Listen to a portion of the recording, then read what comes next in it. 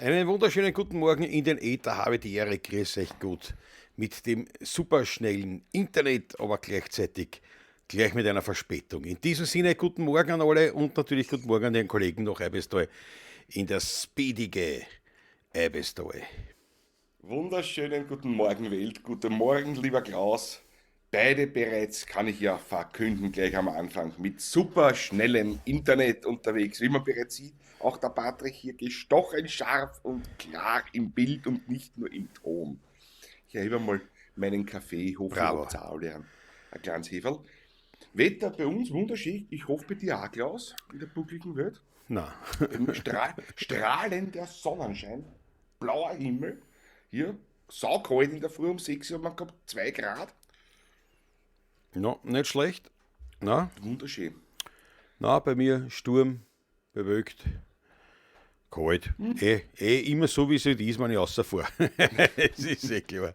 Ist eh klar. Ja, weil du sagst Kaffee, das war auch der Grund für die jetzige Verspätung. Ich habe noch geschwind einen Kaffee gemacht, nur bin ich natürlich noch mit der Siebträgermaschine, die ich ja großartigerweise zu meinem 50er bekommen habe von Patrick und von seinen Brüdern, Bitte bin ich gerne. erstens noch nicht so routiniert, zum einen, zum anderen, grundsätzlich ich war auch vorbereitet, ich habe schon Kaffee vorgemahlen gehabt, damit das alles schneller geht. Aber ich habe dann Saustall verursacht und das habe ich noch irgendwie, ja, ist ja wurscht. Ja, Hauptsache wir sind genau. Wir da. sind da. Und das Allerwichtigste ist, wir haben beide einen Kaffee natürlich. Und das ist wichtig. Wir haben Das ein beide einen bisschen Kaffee. länger dauert, hat halt länger dauert. Ja, mein Gott. Die Das ist so. Routine fehlt, die Routine ist Die das. Routine. Die Routine.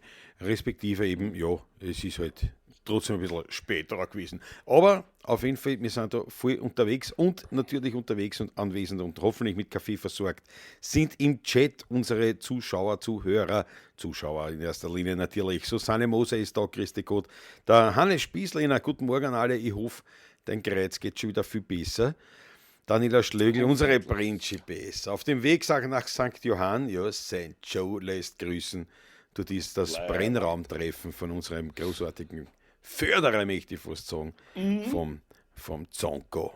Jawohl, und von der Zonkos Welt TV, vom Brennraum, dass man es einfällt. Vom Brennraum Der ist das Brennraum, Treffen. ja. Ja, Lasst mal lieb grüßen, bitte, auch von mir unbedingt. Liebe, liebe Grüße, bitte. An alle, jawohl. die uns und mich kennen, ja. Bitte, Bitte ganz liebe darum, Grüße. bitte darum, ja. Bin ja, Mhm. wann alles gut geht, bin ich ja mein Motorrad jetzt heute oder morgen dann los. Ich halte dir Äh, die Daumen ganz fest. hoffentlich. Ja, ja, schaut gut aus. Paul Hartmann ist da, guten Morgen, habe die Ehre. In München sollen haben wir sonnig 7 Grad, schon überschätze Sonne, nur nicht dort, wo ich bin. Die hätte es am Start, Christi Gott, Georg Scheurer ist da. Morgen. Jawohl, Andi Glasfaserschmeichler. Jawohl, das sind wir, das Ja, sind wir. das ist jetzt der Arbeiten. Ich bin viel entspannter, sage ich dir. Ich bin völlig relaxed, wie man sagt. Weil das hat, ich weiß nicht, früher war ich immer mit Bauchweh, wo ich schon eingeschaltet bin. Oi, das ist jetzt schon so schwach. Wie wird das werden? Jetzt, es Alles gut läuft. ist.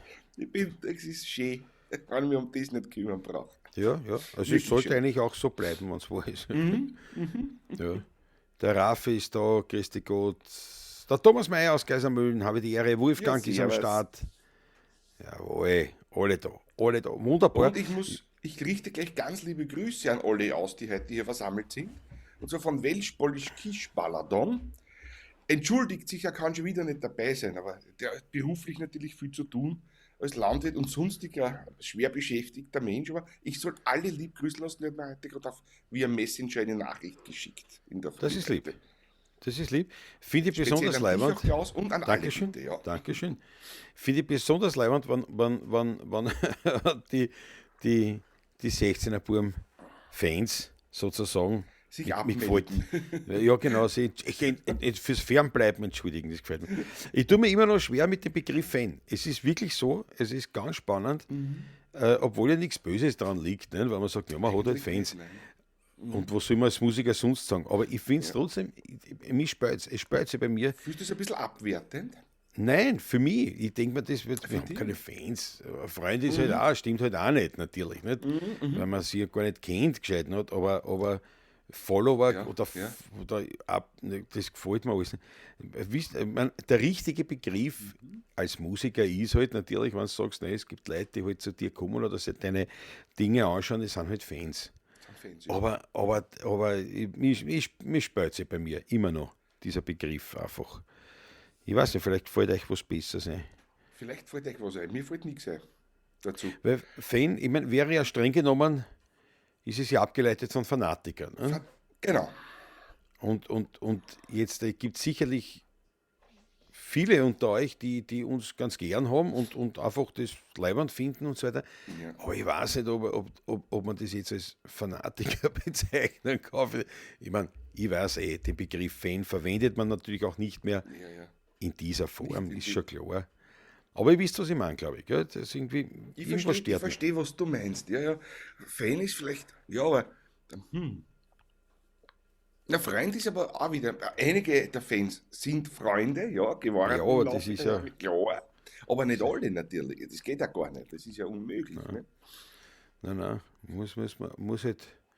Bekanntschaften auch nicht, weil manche kennen wir ja gar nicht persönlich, Ja, sondern manche eben. sind Ne? wirklich auch nur online da. Sehr viele auch kennen wir auch unserer ganzen Online-Geschichten auch persönlich in der Zwischenzeit, was auch leibend ist, wenn die dann wirklich zu einem Live-Konzert zu uns kommen, auch unter anderem. Ne? Ja, ich mein, Aber, bei der ja, Pavlatschen tut man sich leichter, da kann man sagen Pavlacisti. Ne? Da kann man sagen, das sind mhm, Pavlacisti, mhm, ja, was das gefällt mir ja, besser, ja, das ja, sind genau. Freunde der Pavlatschen einfach. Ne? Mhm. Und so, aber Fans, aber ja, es gibt, glaube ich, tatsächlich keinen besseren Begriff, keinen anderen, zumindest der treffender ist. Und man sagt es halt so. Also, ja, ich muss halt damit leben. Felix Lebt Luckern damit ist und am Start aus. mit dabei. Punkt. Grüß dich Gott. Jawohl. So schaut's aus. So schaut's aus. So, Internet ist da. Ich hab die gestern, also das war ich bin selber überrascht. Hat funktioniert alles. Trotz A1. Also muss ich echt sagen, das sage ich Gut, jetzt nicht gut so. zynisch, sondern ich habe mir wirklich gedacht, das ist, ja, ich habe die Nachricht gekriegt, das wird an mich geschickt und hin und her. Ich bin dann also außer, sofort heraufgefahren, hab hier ins Postkastel reingeschaut, tatsächlich, der gelbe Zettel drin im Postversand, gleich wieder runter nach Kirchschlag, haben wir das Postbachel geholt, alles funktioniert, haben wir gedacht, oh, schau her, dann bin ich gleich zum Kohl, zum dortigen Bäcker ins Lokal gegangen, der hat dann angeschlossenen Lokal mit Pizza und Co. Und haben wir dort einen Burger reingehauen, vor Freude. Da schau her, ja, Ja. gut. Wie sich dann später herausstellte, war das das einzige Essen gestern, was ich zu mir genommen habe. Macht aber nichts. Ist nicht sehr reichlich ausgefallen, ja. Na, aber es war ja auch schon relativ spät und so. Und dann hab ich Aber, nämlich brav gearbeitet. Nicht nur, also ich habe ja mehrere Sachen, das muss ich euch erzählen. Zum na einen bitte, bitte, hab ich, genieß derweil. ich genieße den Kaffee. Ich habe also dieses Internet angeschlossen, diese Sache. Und, hat funktioniert. Also wirklich, ich bin noch immer pass erstaunt. Das ist so gestanden, was man machen muss. Habe ich das so gemacht. Das so angesteckt, da aufgeschraubt, da was weiß ich, was alles. Naja, dann hat es funktioniert. Ja. Und ich bin jetzt noch überrascht. Na, wirklich, weil es hat noch Mhm. nie in meinem ganzen Leben, wo ich mit A1 zu tun hatte, irgendwas einfach funktioniert. Ich meine, gut, das Glasfaser grundsätzlich hätte schon im September letztes Jahr da sein müssen. Okay, das hat sich verspätet, soll sein. Aber an sich, das hat jetzt alles funktioniert. Also gut, das war das eine. Das andere, und das ist wirklich was Leibendes, das taugt mir voll. Habe ich gestern dann auch zusammengebaut. Und zwar habe ich mir bestellt bei Amazon aus China, von woanders kriegt man solche Sachen nicht her, einen Mhm. Raketenofen, einen Rocket Stove, wie man so sagt. Hast du Und ja mir zwar, schon erzählt, ja. ja, Mhm. ja, und den habe ich, und ich mir gedacht, ja, wo ist das Papier raus? Kostet, was, 65 Euro herum hat der kostet. Aber man gedacht, na gut, den nehme ich. Und zwar gedacht ist es, um euch das aufzuklären, bei mir da in der Klause, wenn es dann warm wird, wenn es heiß wird im Sommer, ist natürlich, bin ich dann draufgekommen, bin ich fast nicht da, weil wir viel spielen, aber ist ja wurscht. Da ist es so, dass ich natürlich drinnen nicht kochen will, nicht einheizen will. Also mit dem Holzherd, Weil es heiß wird, sagen wir weil es so. heiß wird, auch unnötig, nicht? Wenn es eh schon warm ist. Mhm. Und unten, es ist ja in der Stube, die ist ja auf zwei Seiten in der Erden drinnen, weil es im Hang ist.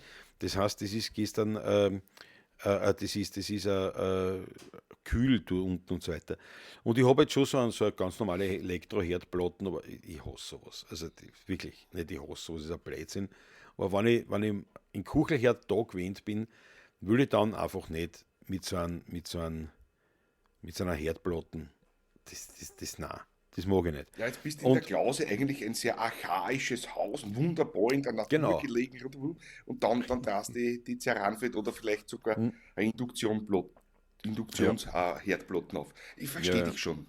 Ich verstehe dich, ja. Ja. ja. Na, weißt Mhm. du, ich meine, das ist gut, dass ich es habe natürlich. Ne? Nein, natürlich. Was Ja. der irgendein alter Herd von meinem Bruder ist das, den er halt nicht mehr braucht hat.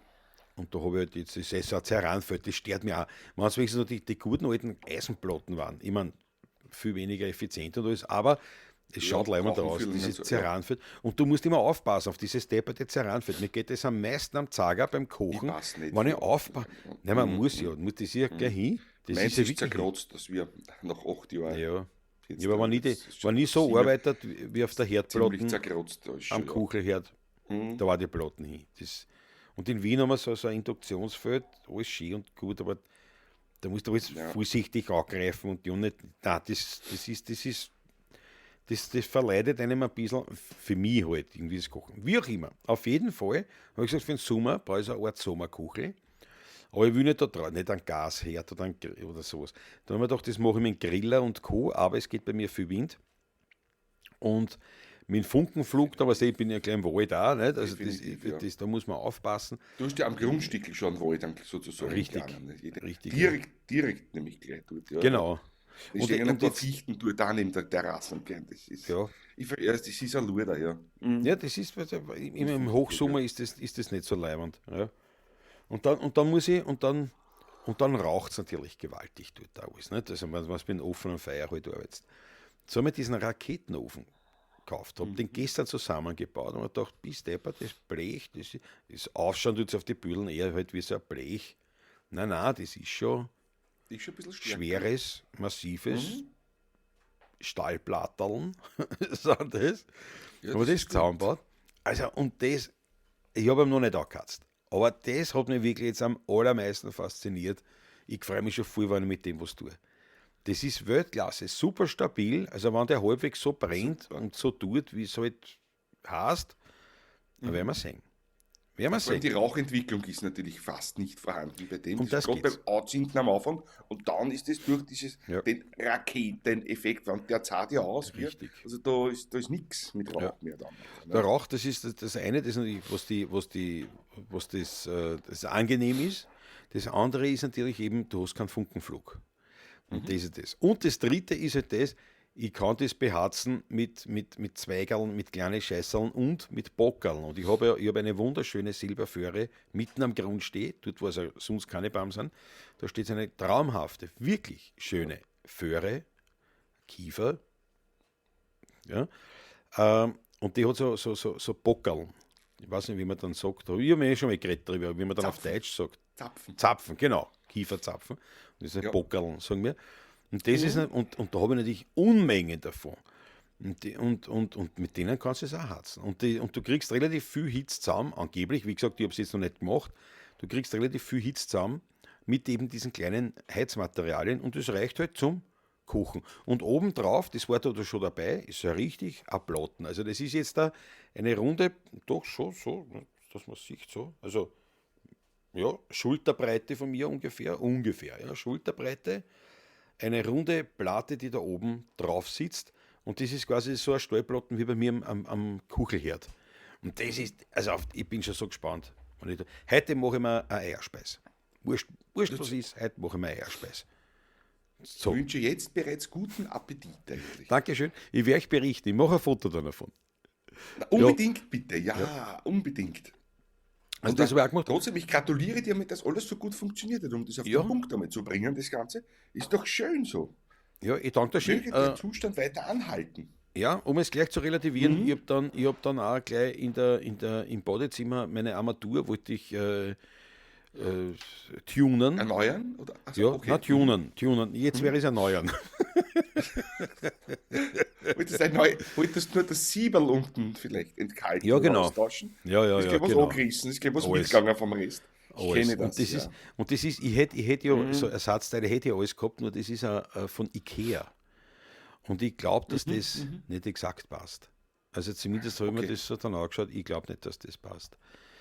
Ich weiß, Ja, ich okay. glaube es nicht. Ich Ja, glaube es nicht. Auf jeden Fall habe ich mir gedacht, nein, ich kauf mir jetzt eine neue Armatur. Das ist eh dabei alles hin. Also es ist alles ein bisschen mit ja, ja, das nicht ist aber eine so Kleinigkeit, nicht? Also, Kleinigkeit. ja, was ich kenne das mit den Armaturen. Ich muss ja bei mir das wirklich alle 2 bis 3 Wochen runternehmen, die Siebeln und entkeuchen, weil ein sehr, sehr, sehr, sehr hartes Wasser hier im Weinviertel haben.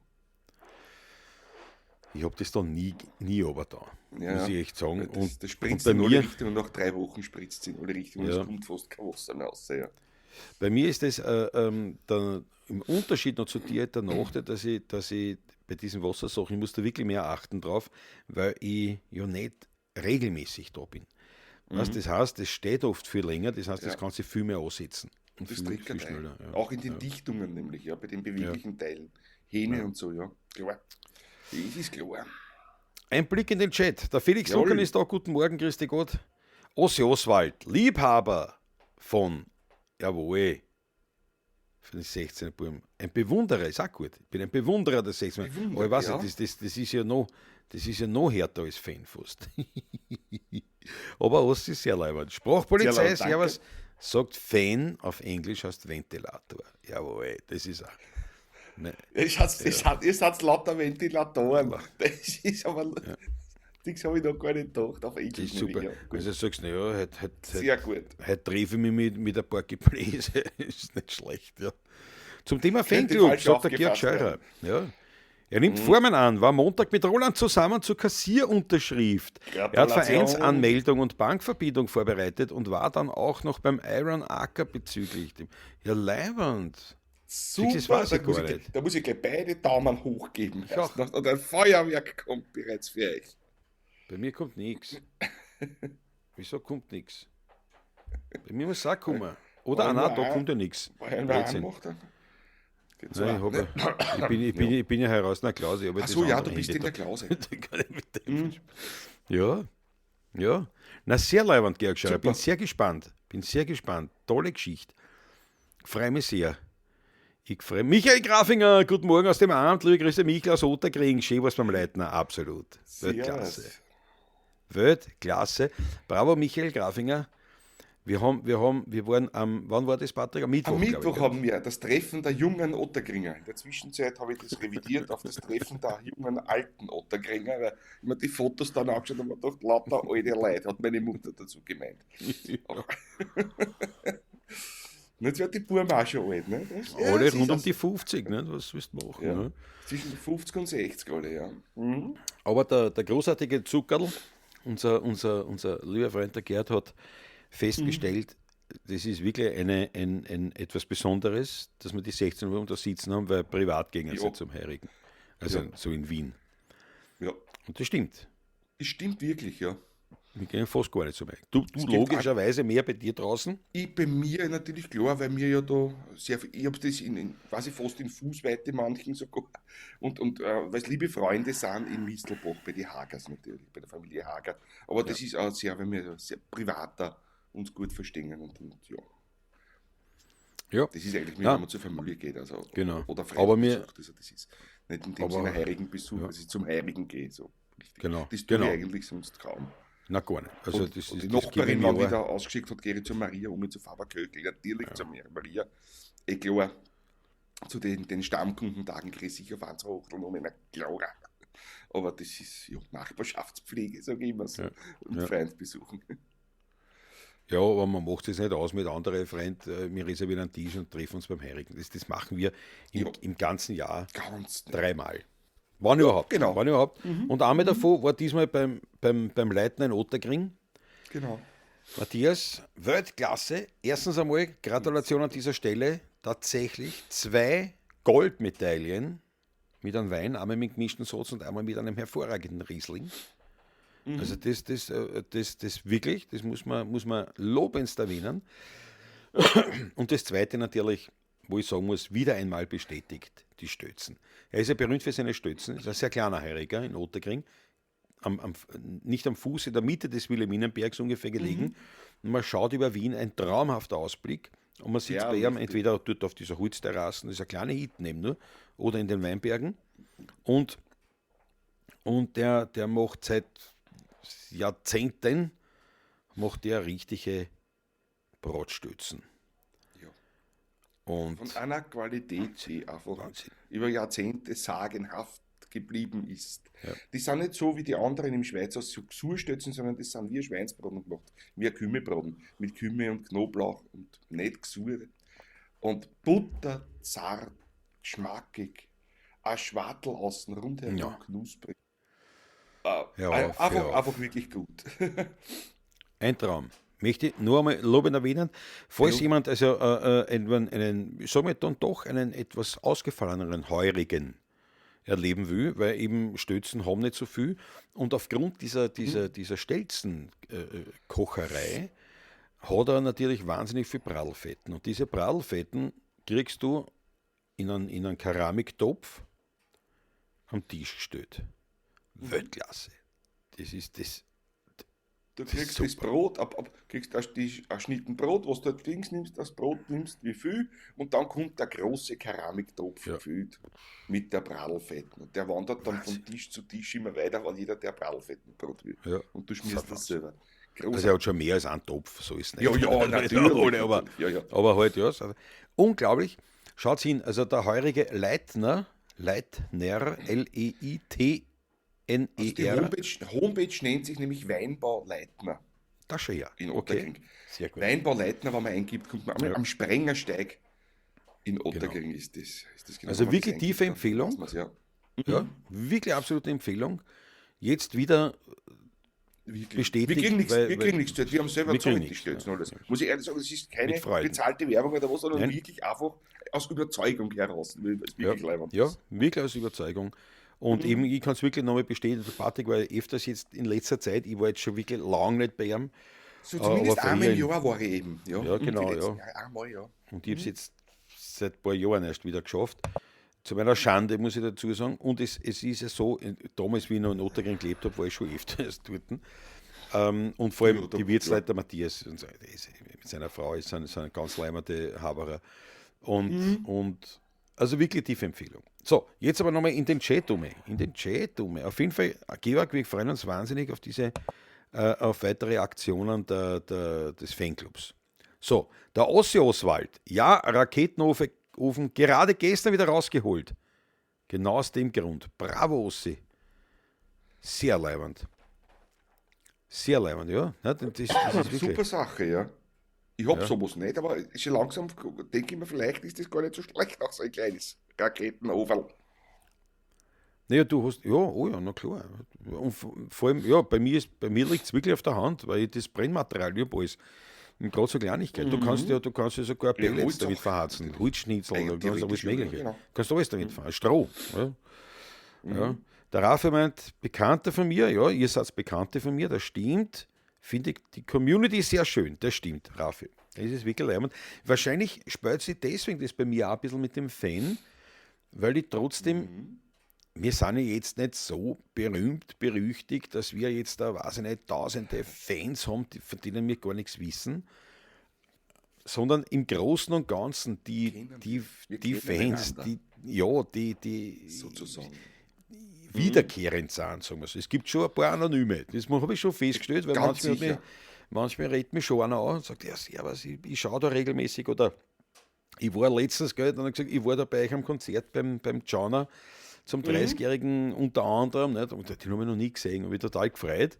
Das ist wirklich leibend sowas. auch. Ja, aber ich sage mal, der Großteil ist dann, also gerade wenn ich mir dann anschaue beim Jana, da waren 400 Leute und ich sage einmal, na 300 also umgeschaut, da haben wir kennt. 300 plus haben wir wirklich kennt. Ja. Ja, ganz sicher. Ich meine, es Über waren doch, 300, ja. es waren schon einige vom Jana selber sozusagen, die einfach wahrscheinlich regelmäßig zum Jana gingen oder halt dort so ein Abo haben oder sowas. Da waren auch viele da. Aber ja, 300 plus haben wir irgendwie gekannt oder zumindest einer von uns. Also das war irgendwie. Und ich glaube, dass das wahrscheinlich so ein Punkt ist, warum sich das Fan ein bisschen bei mir spürt, weil das Bei mir spürt aus das meiner gar nicht, Sicht, nämlich, ja. aus meiner Sicht ist das sozusagen ein Fan von mir, ist jemand, den ich nicht kenne. Weißt du, was ich meine? So Ja, gefühlsmäßig, ja. ob es stimmt, weiß ich nicht. Ne? Aber ja, das Also ist ja mit dem wurscht. du nicht persönlich bekannt bist, sagen wir so. Ja, genau. Ja, ne, Also ich wenn kann du ihn mir nicht, siehst, kennst du ihn nicht. Es ist nicht kein bekanntes Gesicht für dich, wenn du ihn siehst. genau, Ne?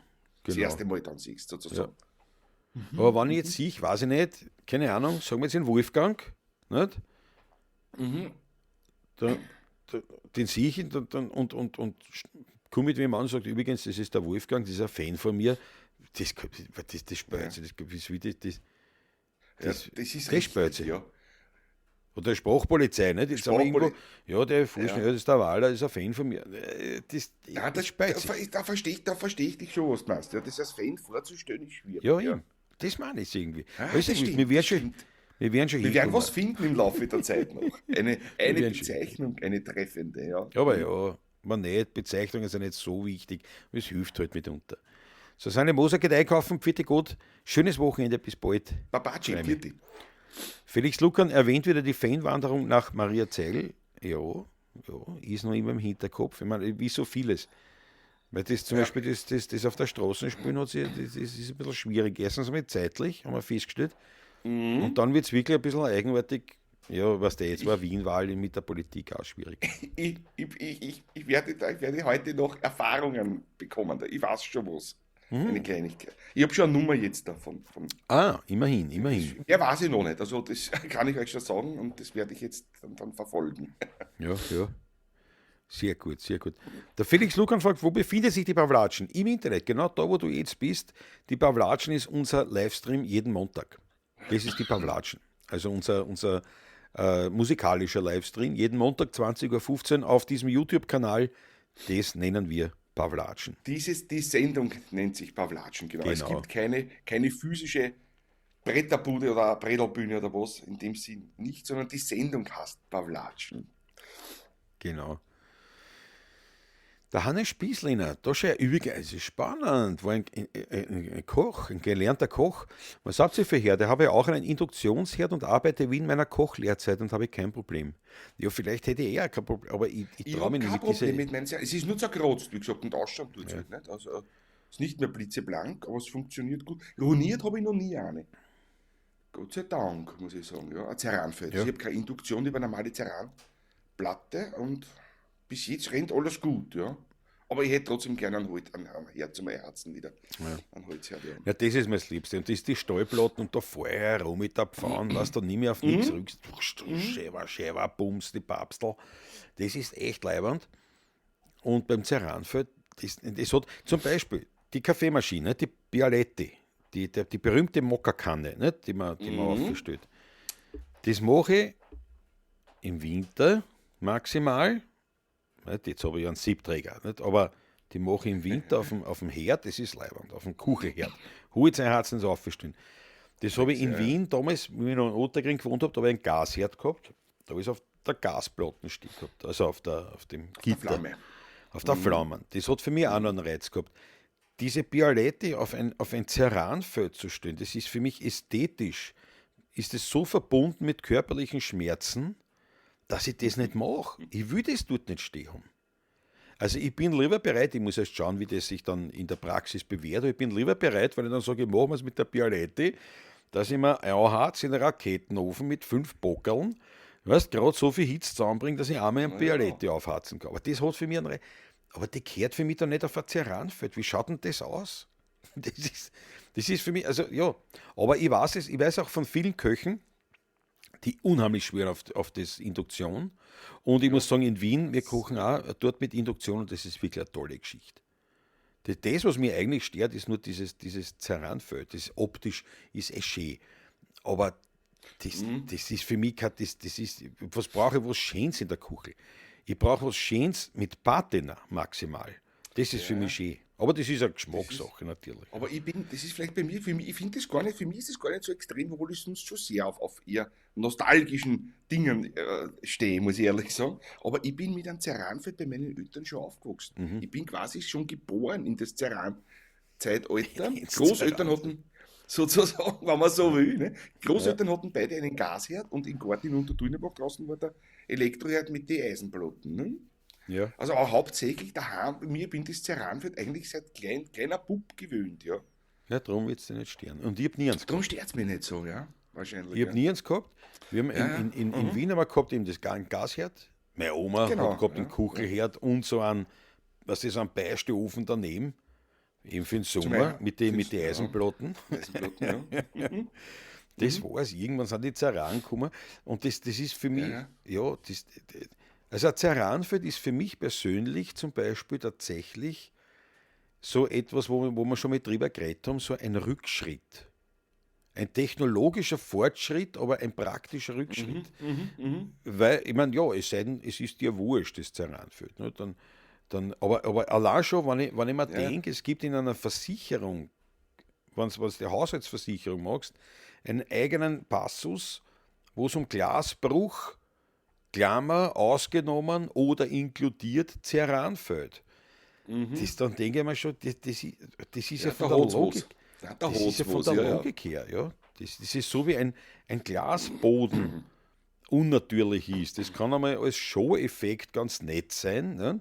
Dass du sagst, da geht man jetzt über Glas. Aber es ist eigentlich unlogisch. Ich nehme doch nicht etwas, was grundsätzlich jetzt nicht das Bruchfesteste ist. Ich Ja. weiß schon, Sicherheitsglas und so weiter, weiß ich schon. Aber ich nehme doch nicht das her für etwas, wo ich aber eigentlich bewusst arbeite. Ne? Und jetzt habe ich zum Beispiel so Stahlpfannen, also richtige Eisenpfannen. Ja, ja, ja, ja. Da steht, ja, die kannst du überall verwenden, ist schon richtig, aber halt aufpassen. Denk mir dann, scheiße ich schon drauf. Na, wenn ich mal spare, die eine schöne, wunderbare, etwas flotter von 5 Zentimeter aufhaben, dann haben sie einfach das hin. Jetzt daher hin. Weil das bei mir alles Ja, nicht ist. nicht. Klar, ja, klar. Darum bin ich da ein bisschen Ding. Der Sprachpolizei fragt, ist ein Raketenofen die moderne Version des Kanonenofens? Na, der Raketenofen, das ist ein Ist anderes nicht zum Prinzip. Heizen per se, sondern wirklich zum Kochen gedacht. Prinzipiell einmal, Ja. ja. Das ist quasi ein Campingkocher, nur statt ein Gas Mit festen Brennstoffen mit zu festen beheizen. Brennstoffen. Ich meine, Camping unter Anführungszeichen, gibt es aber schon die Camping-Varianten, das wirklich eine sehr zum leichte Zusammenlegen. Sachen Gibt sind. es auch zum Zusammenlegen, ja, Ja. und zum Zerlegen, ja. Und dann Ja, zusammenstecken. meinen So kannst du auch, Tischgröße gibt es da sogar so ja, ja. kleine. Meinen kannst du auch theoretisch zerlegen und sagen, nur den willst du nicht mitzahlen. Nicht? Der hat, weiß ich nicht, 20 Kilo oder, oder 25. Na gut, das ist schon die Standvariante. Das ist schon Ja, genau. Ja. Aber es ist eben, es ist ein anderes Prinzip. Du hast also der Raketenofen, das schaut eben aus wie Raketen. Du hast eigentlich einen höheren Langen Kamin. Kamin, ja, und das Brennholz, das kommt eigentlich von der Schräge unten rein. Also das steht quasi aus, du hast keinen Brennraum in dem Sinn, also einen größeren, sondern das ist alles nur dieser Kamin und du schiebst, also wenn du jetzt sagen wir mal Holzsteckerln hast, die schiebst du rein, die brennen unten und die rutschen dann nach oder du musst das nachschieben, je nachdem. Oder du füllst es an mit Pellets oder mit Bockerln oder mit kleinen Holzstiegeln und das rutscht dann immer nach, immer die Menge, wo es halt gerade verbrennt. Und das kannst du mit Luftzufuhr und so weiter, kannst du es halt dann irgendwie steuern und dann kommt oben eben bei diesem Kamin kommt eine relativ heiße Flamme raus, weil es eben nur diesen Kamineffekt hat. Dadurch Also zieht das irrsinnig stark an natürlich und kriegst eine gute Verbrennung als Rauch dadurch nicht und viel Hitze zusammen. Ja. Ich hab gestern kein Foto gemacht von meinem. Ich werde es aber noch fotografieren und stößt und zeig's euch dann einmal. Das ist auf jeden Fall eine sehr leimende Geschichte. Der Ossi meint, wir haben ein altes Haus im Wald und wenn wir dort sind, machen wir das genauso wie der Klaus. Herd und Kühlschrank seit Jahren abgeschaltet, kochen am Feuer und Raketenofen. Optimal. Jawohl. Super Sache. Dann, einen Kühlschrank habe ich schon. Kühlschrank, Tiefkühler habe ich schon. Und der E-Herd ist halt auch da, nicht? Aber im Prinzip ist das Einzige, was ich beim E-Herd mache, ist, ich verwende dieses Ceranfeld in erster Linie dafür, wenn ich dann die heißen Pfannen vom Herd nehme und wo anstelle. Stell es aus. Ich weiß es, wenn ich bei dir zu Besuch bin. Vorsichtig aufs Das ist Terrain. eigentlich eine wunderbare Ablagegelegenheit mehr. Dort. Ja, für die heißen Pfannen. Das ist super. Alles, was heiß ist, kannst du dort hinstellen. Ja. Ja, ja das. Und dass ich die Uhr mal einstelle. Und anhand dieser Uhr sehe ich immer, war Stromausfall war da nicht. Weil wenn es blinkt, weiß ich, es war wieder mal ein Stromausfall. Aber es gefällt mir voll, ja, dass ich nicht als Einziger auf die Idee gekommen bin mit dem Raketenofen. Aber wie den zusammenbaut, ich war skeptisch. Aber ich habe ihn gestern zusammengebaut und ich habe mir das echt gedacht, das ist super. Also ich habe das auf den Bildern, auf den Produktbildern, habe ich das nicht so empfunden, habe ich mir gedacht, das ist sicher eine leibende Idee, heißt nutzt nichts, schaut nichts. Und wenn nicht, dann haben wir halt habe ich eine schöne Möglichkeit für ein bisschen eine Lagerfeier oder irgend sowas. Ist ja Nein, wurscht, aber ne? anhand des Gewichtes des Backels oder des Gewichts, wenn ich denke, habe ich mir schon gedacht, das ist was Gutes, weil das ist nicht kein dünnes Blech, das gleich durchbrennt ist oder so oder verbogen Ja, ist. ja, ja. Hm? Nein, nein, das ist schon so. Hm? Das ist Der schon, ich steht weiß auch ich gut, nicht. fällt nicht um gleich und so, also Nein, das ist das sicher eine gute ist. Sache. Der steht wirklich gut und also Hm? ich werd das auf jeden Fall. Die hätte gefragt, ich werd ihn sicher noch fotografieren und das Ganze und ich werde das auf jeden Fall auch schicken und den Bitte. Bestelllink auch. Also optisch, wie es jetzt ausschaut, kann ich es nur empfehlen. Ich werde es dann noch anschauen, wie es in der Praxis halt dann mit Herzen Mhm. geht. Aber Mhm. da habe ich wirklich also definitiv noch nie gelesen bei meiner Recherche, dass irgendwer geschrieben hat, das Ding funktioniert einfach nicht. Also das Also überhaupt nicht. es gibt nur positive Meldungen, die ja, ich habe da auch schon ein bisschen jetzt nachgeschaut die letzten Tage, weil es mich jetzt interessiert hat, nämlich auch durch die, weil ich habe das ein bisschen aus den Augen verloren und es gibt eigentlich durchwegs positive Sachen. Also es gibt nichts, wo einer sagt, bitte Finger weg davon. Also Ja, definitiv na, nicht. Ne? definitiv, Das, ja. In Ossi Oswald seiner ist vom Barbecue Toro. Ja, das habe ich gelesen, den gibt es auch. Ja, 69,95, noch meiner hat auch ein bisschen unter 70 Euro gekostet. Habe ich gesagt, mache ein Foto und schicke dir das. Sehr gerne. Gibt es neues am Merchandising-Sektor? Stichwort Kaperl, Georg Scheurer? Nein, gibt es derzeit nein, nichts. Wir sind tatsächlich jetzt zu nichts dazugekommen. nix, Das ja. ist jetzt natürlich, ich meine, sehr leibend, dass wir jetzt echt viel zu tun haben. Wirklich, wir sind nicht unfroh. Ja, Aber natürlich, es ja, bleibt einiges auf der wirklich. Strecke. Ja. Ja. Das ist halt der Nein, ich bin wirklich froh, Strafpolizei. dass das so ist. Auch unser Management funktioniert jetzt anders und so. Und das ist wirklich was, wirklich viel zu tun auch mit einem, ja. Ja. Und jetzt kommt, und noch wirklich unser eigentlicher Kernpunkt, eigentlich wird ja auch die Auftritte sind jetzt da Ja. viel. Ne? Wir machen Das, Musik.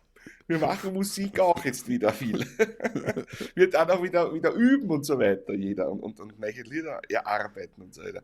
Und das alles zusammen ist, also für die nächsten 3 Monate ausschaut es großartig natürlich, klar, aber ja, da ist eine Arbeit auch dahinter.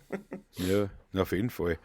Und da hängen wir ein bisschen hinten nach, weil eben, wie gesagt, wir sind noch dran, da eben die von dir empfohlene Kollegin da zu kontaktieren, aber wir haben ja Mhm. gesagt, es geht ja erst, wenn wir wissen, wann wir Zeit hätten, dass wir sie besuchen, da in Sulz im Genau. Wienerwald.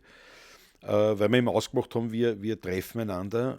Eben das ist, die hat auch eine Firma für Merchandising-Produkte. Wir treffen einander, um das zu besprechen und Ja. das geht gerade einfach nicht. Daher. Ja. Aber wir arbeiten dran. Weißt du, wir sind nicht ein Zwei-Mann-Unternehmen. Wir machen das schon irgendwie. Wir Wir machen schon. das ja. Sprachpolizei ist sehr leibend. Bin trotzdem ein Fan von euch. Danke. Das gefällt mir Danke. voll. Das gefällt mir.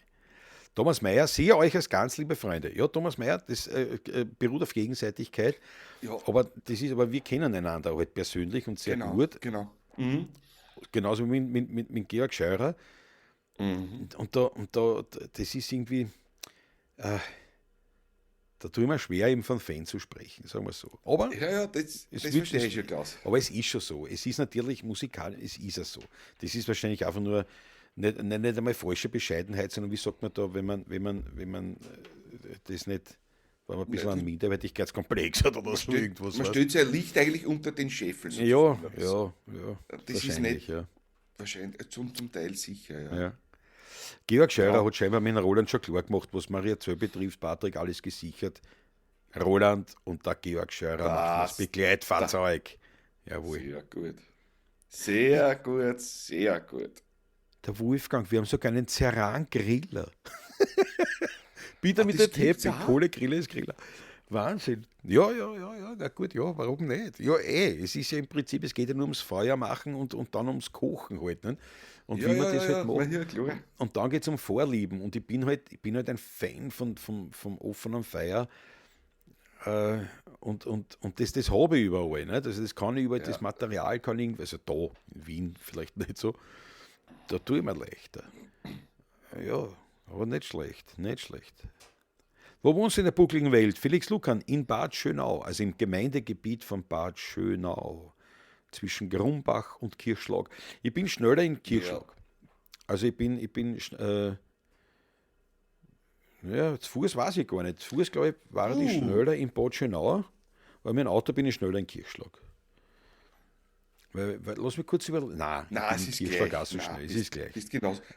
Das einmal Bad Schönau liegt da und Kirchschlag liegt da. Ja. Es ist gleich. Weil du fährst nach Kirchschlag schon, du musst schon durchs Tal hinter mal auch durch rausfahren und dann noch dann die Ja. Hauptstraßen, sage ich dann auch noch ein Stückchen. Ja, Na, der Vorteil ist, wenn das ich ist zu gleich. Fuß nach Kirchschlag gehe, ich muss nur runter und dann gehe ich nach Kirchschlag, gerade weiter. Wenn Gerade ich weiter, nach ja. Bad Schönau gehe, gehe ich runter und wieder auf und wieder runter. Also muss Du ich musst einen zweimal Hügel machen. dazwischen. Einen Hügel muss ich überschreiten. Ja, genau. Ja.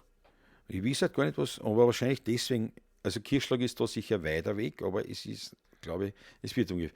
Also nach Bad Schönau gehe ich 1,5 Stunden. Ein bisschen schneller wird es sein, aber Ja. 1,5 Stunden gehe ich auf Bad Schönau.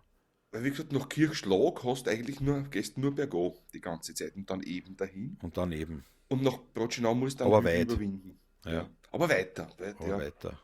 Ja. Aber auf jeden Fall, also mit dem Auto bin ich schneller in Kirchschlag und ist eben das Gemeindegebiet von Bad Schönau. Ja, wo ich schaue, die Mecke ist da. Bin am Parken, fahre ich später nach Luzern. Bravo, Mecke. Gute Reise, jawohl. Alles Sprachpolizei. Gute. Ja, Raketenhof ist eine gute Vorsorge bei einem Blackout, absolut Sprachpolizei. Das ist im Prinzip, das ist jetzt, weil das denke ich mir zum Beispiel bei einem Gasgriller oder wenn es mit Gas ist, du brauchst ja Gas auch wieder.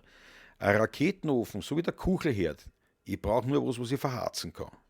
Und das macht Wärme und aus. Ja, und der Raketenofen, der ist klar, ich habe damit richtig ein Herd. Ich mache ein Foto davon, dann zeige ich das. Ja. Das gehört zur Grundausstattung, sagt der Ossi Oswald. Ja, das habe ich mir, also gefühlsmäßig wirklich, das war so, ja. Nur wenn du was zum Heizen hast. Ja, das ist klar, du musst natürlich ein Heizmaterial haben. Allerdings, du kannst halt im Raketenofen, du kannst wirklich alles verharzen. Also also alles, was irgendwie brennbar ist. Die hätte ich jetzt seit Genau. 85. Ja. In Ceranherd. Koche täglich drauf, noch nie ein Problem gehabt. Induktion möchte ich nicht, dann lieber Gas.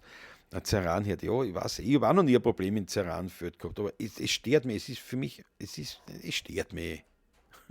Ich mag's nicht. Ja, passt schon, verstehe dich, ja. Ist ja kein Problem. Ja, Ich bin damit aufgewachsen, mein ganzes Leben lang, ja. ja. Ich Weil die kannte May das von gesagt, ja, klein auf, Induktion natürlich. würde ich nicht anfassen.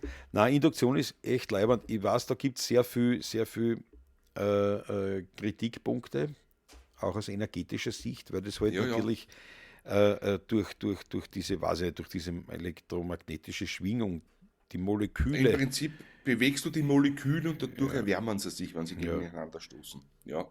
also Das die ist einfach, ganz Eisenmoleküle, einfach ausgedrückt jetzt. die Eisenmoleküle, sage ich jetzt einmal, Ja, nicht? Oder ja. metallische. Und das sagt man jetzt natürlich, das hat man im Blut ja auch in der Zelle, das erwärmt sich auch. Also es ist so, ich habe es ausprobiert, ich habe es getestet, ich habe das auch energetisch für mich getestet. Kein Problem. Mir Kein macht auch Problem. nichts. Mir macht's auch Funktioniert nichts, ja. einmalig, das Ding wird warm, die Herdplatten nicht. Das ist eben das Leibende, also jetzt abgesehen von der Rückwärme, dann von der Pfanne selber oder vom Topf. Aber ich habe damit überhaupt kein Problem. Aber es ist mir grundsätzlich diese Art des Erwärmens nicht, weil das Essen Nicht selber wieder nicht wie sympathisch, bei der sagen wir so. Mikrowelle erwärmt, sondern die Pfanne wieder erhitzt. Also die Genau, Pfannenmoleküle oder der genau. Topf, der erhitzt sich und aber zum Beispiel im Vergleich, also wenn ich ein Wasser heiß mache, also kein Wasserkocher kommt mit, wenn ich beim Induktionsherd ein Wasser aufstelle Ja, in geht, einer das geht. Kandel Ja. und auf Boost gehe, das ist so schnell gekocht, das ist wirklich irre. Ja. Aber ja, ich weiß nicht, ja. Ja, ja. Das ist eine Sache. Das bisschen Holz, was für einen Raketofen brauchst, das kannst du im Wald fast im Hosensack mitnehmen. Effektiver geht's nicht. Ja, das habe ich mal gelesen. Und ob das jetzt stimmt, aber du bestätigst es jetzt auch. Du wirst es heute merken und uns berichten. Ich werd berichten, auf jeden Fall, ja. Ja. Ja. Der Felix Lukan, schön. Bauernhaus oder ein Bungalow? Na, Bungalow ist nicht, das ist im Hang zweistöckig da drinnen. Na, man hat immer gesagt, so ein Ausgedinge vom Bauern. Das ist so Eine Ausnahme, wie man bei Ausnahme, ja. Ja. Ja. Ja. Also das hat einmal zum Bauernhof daneben gehört. Und das war also das Ausgedinge. Ist aber, ich glaube, in die 50er Jahre gebaut worden. Der erste Teil. Also das ist jetzt nicht uralt oder so, aber ja. Ironischer Aber ein Vorschlag. schönes Haus. Ja, ich finde auch. Mir gefällt es, ja. Bin gerne zu Gast bei dir, ja. Gell, ja. Ich hab dich auch gerne als Gast. Ich hab dich gerne. Schenkst du mir meinen Wein noch? Ich hoffe nicht nur deswegen. Nein. Es wird sie sicher was anderes Positives finden. Der Georg Scheurer. Ironischer Vorschlag als Lumpensammler. Vorbild Giro oder Tour de France. Jawohl. Ja. Die Sympathifanten, bravo Hetty. Die Sympathifanten. Ja, weiß nicht, ob das jeder versteht wieder. Ich glaube wirklich, der richtige Begriff ist Fan, weil das ist halt bei Musikern mit Künstlern sagt, das ist Fan, aber es ist halt für mich persönlich einfach eine Schwierigkeit. Aber die muss ich überwinden, weil es gibt, glaube ich, einfach, das ist einfach der richtige Begriff. Ne? Da muss man leben damit. Ist es so. Es ist einfach so, ja. Ja. Mich stört es nicht so sehr eigentlich, aber es ist ein bisschen komisch, ja, bei uns, in unserer Art, so wie wir halt sind, die 16er, Ja. wie wir zwar sind, ja. Es ist bei mir halt so, was ich denke mir erst, da bin ich so ein Goscherter, so ein großgoscherter Typ. Und dann also dränge mich quasi ins Scheinwerferlicht, wenn man so will, einfach vom Naturell her. Von Dix, ja. Und dann bei sowas ziehe ich den Schwanz ein. Ne? Denke mir, nein. Da haben wir schon oft geredet über das Thema. Darum mache ja auch ich immer, sagen wir so, das Management ist blöd jetzt gerade, aber Das Booking und das Ganze. Das Booking und diese Sachen und der Termine vereinbaren und nachrufen, warum sich der schon wieder nicht gekriegt hat, das mache ich, weil da bin ich eigentlich viel der Schärfere fast eigentlich, muss ich sagen, oft. Ja. Da bin ich bestimmt. Ne? Das ist halt so, wie es ist und das ist so dann. Und dann kostet es auch unter anderem nur. Nicht? Aber das passt schon. Wir ergänzen uns sehr gut, was das Absolut. Das Ganze Absolut, eigentlich, ja. Mhm. Ich bin halt da mehr so klassisch betrachteter Bär. Ne? Nicht, aber halt dann ganz zart, ganz sanft. Ja. So wie der Felix sagt, ich bin auch eher der Sanfte, muss ich ehrlich sagen. So, das sind wir beide eigentlich. Aber die Schauer sind wir beide nicht so. Aber der Felix Lukan bin ich.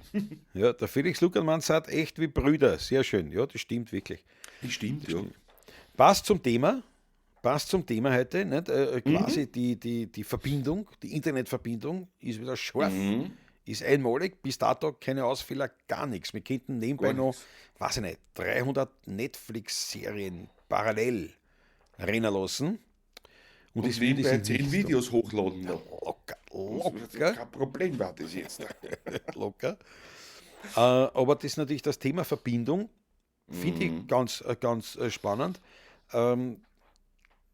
Wie das ist so heute. Und eigentlich auch dieses Thema Fan ist ja genauso ein Verbindungsthema. Erstens, natürlich, was Empathik und mich betrifft, aber da braucht man nicht mehr viel reden. Schaut, was willst du dafür sagen? Wir sind über 30 Jahre, spielen wir miteinander, seit 20 Jahren hauptberuflich, haben noch nie gestritten.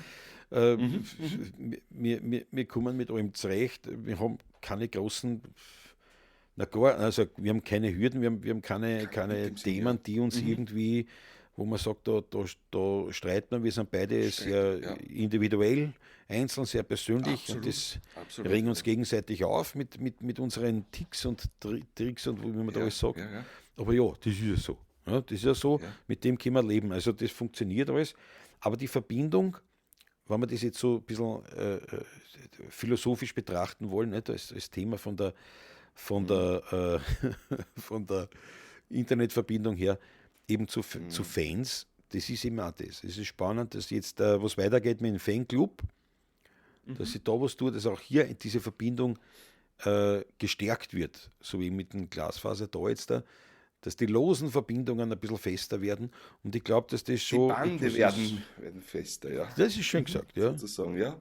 Und ich glaube schon, dass das etwas für uns persönlich Wichtiges ist, dass wir eben nicht nur Fans haben, wo man dann sagt, wir spielen irgendwo in einem Stadion vor 40.000, 70.000 Menschen, keine Ahnung was, dass diese Masse dieses Relevante ist, diese Quantität, sondern wirklich die Qualität. Und das macht uns so viel Spaß, wenn wir wo reinkommen, wo wir spielen und du siehst, da sind die und die und die, einige Leute, die wir schon kennen. Und die sind auch da, super, die sind auch da, die sind auch wieder da. Das gefreut mich, dass du auch wieder mal da bist. Und das ist ein nicht unwesentlicher Faktor. Bevor der Patrick was Das ist dazu sagt, ganz verabschieden wir wichtig, uns noch ist vom mir Ossi. Weil der ist dahin, hört sich dann später an. Ossi, schön, dass du dabei warst. Danke, der Chef. Vierte gut. vierte Papa. Patrick, Na, Entschuldige. das ist mir für mich ganz, ganz wichtig, so dass man, wenn man wohin kommt, und man hat diesen direkten Kontakt mit euch, mit den Fans. Und es kommen ja trotzdem immer wieder neue dazu. Das ist immer die Fließen, das ist so ein fließendes Hineinwachsen in die Fangemeinde. Ich sage jetzt wirklich Fangemeinde eigentlich bei Ja, uns. Das ist nicht so abrupt irgendwie oder so hart, die Schnitte dazwischen oder was. Das ja, überhaupt nicht. Und das baut einem derartig auf, das gibt einem derart viel Kraft und viel Energie für einen Auftritt und auch für die ganzen anderen Sachen, was wir so machen. Das definitiv. ist ganz, ganz eigen. Das haben nicht viele Gruppen, glaube ich, auf der Welt oder viele Künstler, die auf diese Art, wie wir das haben. Ein Zumindest paar nicht werden es diese, schon haben wahrscheinlich, aber diese Bindung, wie wir haben und und auch den lockeren Umgang, muss man ehrlich sagen, den wir haben damit. Was auch noch geht natürlich in unserer Größe, muss man sagen. ich Gut, wollte im gerade sagen, Stadion mit 40.000 Leuten geht das nicht mehr auf diese Art und Weise dann. Ne? Ich kann nicht an jeden dann persönlich begrüßen dort. ja, na klar. Unmöglich. Aber deswegen, ich glaube, dass es schon viele Künstler haben, so wie wir, nur eben eher Mhm. logischerweise, also nicht jetzt persönlicherweise, sondern Ja, ja. logischerweise diejenigen, die halt auch eher so Nischen bedienen oder halt im kleineren Umfeld unterwegs sind. Das ist einfach persönlicher, klar, was sollten eine Lady Gaga einen persönlichen Bezug aufbauen können? Das geht ja gar Geht ja nicht. gar Also nicht. auch wenn es Unmöglich. will, ja, das geht gar nicht. Mhm. Das heißt, das werden schon mehr haben, aber natürlich von den Superstars eher nicht so. Und von denen, jetzt gerade in der Wiener Szene haben das schon viel natürlich. Da Ja. haben sie viel, na Da klar, haben ja. das schon Auch viel. im Jazz, genauso im Ja. Jazz. Sicherlich Weil wenn auch, ich ja. denke, Die der, Szene. der, der Stromer Kurti zum Beispiel, nicht, der ja da mit seinem Haverer Club, das ist ja jetzt der heißt jetzt anders, der Ja, Kurzclub. letzte Woche, So, nicht, okay. der Thomas Meyer wird es wissen, Kurzclub, glaube ich, heißt es der jetzt, ja. schreibt seine. Thomas Aber es war, schreibt bitte, ja. war früher mal der Haverer Club. Nicht? Und warum? Weil Mhm. er eben, Mhm. das waren die Haverer, das waren die Fans vom Kurt Stromer, das waren nicht die Haverer, nicht? Die sind halt zusammengekommen. Und das ist schon etwas, was bei uns schon was ausmacht. Wenn ich denke, also jetzt Viel, eben Thomas viel, Meyer viel. zum Beispiel, ja, irgendwann halt dazu gestoßen zu dem Ganzen, nicht? Und dann von einem Konzert zum nächsten immer mehr Bekanntschaft aufgebaut, immer mehr Freundschaft hat sich dann Mhm. Mhm. entwickelt und auch mit seiner Lebensgefährtin. Also es hat sich dann einfach, ja, das ergibt sich. Oder ich meine, es gibt jetzt viel, ich möchte jetzt nicht alle aufzählen, aber ich möchte es jetzt nur noch mal als Beispiel anbringen, der Roland Sperg, wo sich eine wirkliche, Eine mit der wirkliche ganzen Freundschaft Familie eine intensive Freundschaft entwickelt hat. definitiv, ja. Ähm, mit den Meyerhofers, wo wir jetzt dann zum Beispiel schon seit Jahren uns zum Mittag in Liedschau eben beim Wirten treffen, also wo das schon Mhm. ausgemacht ist, wir gehen zum Wirten, wir treffen uns dort mit denen. Genau. Ähm, Aber wirklich seit Jahren, ja. Seit Mhm. Jahren. Und das ist einfach, das sind halt diese schönen Sachen. Ja. Das ist einfach so. Michael Grafinger sagt, ja, genau, jawohl. Ja, Bin genau, heute auch Michael. das Mhm. Begleitfahrzeug von Christoph und Marc, sagte Daniela Schlegel. Ja, bravo. Lass dann schön grüßen, die zwei. Ja, Ganz was, liebe Grüße. was angestiegen sind. Ja. Ja, wenn jemand krank wird bei euch, spielt dann der andere allein? Fragt der Felix Duckern. Unter Umständen ja. Haben wir ja Ja, schon gehabt. ja. Also ich spiele lieber Oder aber auch. ich spiele lieber ich nehme einen Kontragitarristen gern dazu, weil die Harmonik, ich hab das lieber. Weil ich ja nicht so der Vordergrund, dass das Alpha-Tier bin eigentlich. Und dann ist mir ein zweiter recht nett eigentlich und recht gut und unterstützend für mich, muss ich sagen. Um richtig Ja, gut zu agieren. klar. Nicht? Und ich bin wieder das Alpha-Viech. Ja? Ich tue mir ihr wisst es ja von der Solo-Pavlatschen, nicht? Ich tue mir da leichter. Und ich habe den wirklich, das war ausschlaggebend einmal, da bist du sehr kurzfristig ausgefallen, nämlich am gleichen Ja. Tag. Und das war, ich mir gedacht, da kriege ich jetzt keinen Ersatz. Und dann habe ich das allein gemacht, ging allerdings auch nur bei wiederum eben bei Fans, die uns kennen. Nicht? Also Die uns da kennen. Ja, genau. ich meine, wenn man jetzt engagiert, keine Ahnung, bei einem Ball oder irgendwo spielen, nicht, dann kannst du nicht sagen, ich spiele allein. Das ist ja da Das brauchst du geht einen nicht. Ersatz einfach. Entweder kriegst du einen Ersatz oder du musst einen Ersatz schicken, komplett. Nicht? Aber ich tue Genau. mir deswegen leichter alleine, weil ich da jetzt auch mehr Übung habe, durch die Solo-Pavlatschen auch, als mit jemandem, mit dem ich nicht viel spiele oder noch nie gespielt habe. Das ist einfach anstrengender, logischerweise. Hat aber auch immer funktioniert. Also, ja, Na das, klar, das, funktioniert. Bei dir auch funktioniert, na klar. ja, also das haut schon irgendwie hin. So, die Hette muss auch los, die Arbeit ruft, schönes Wochenende dir auch. Alles Der Raffi, Gute. schaut, der Thomas Mayer schreibt jetzt auch Kurzclub. Kurzclub heißt Danke. das jetzt, genau. Haben wir das richtig Danke. in Erinnerung gehabt. Ja, bravo, danke Thomas. Raffi meinte, ohne die Community, die würde ich vermissen.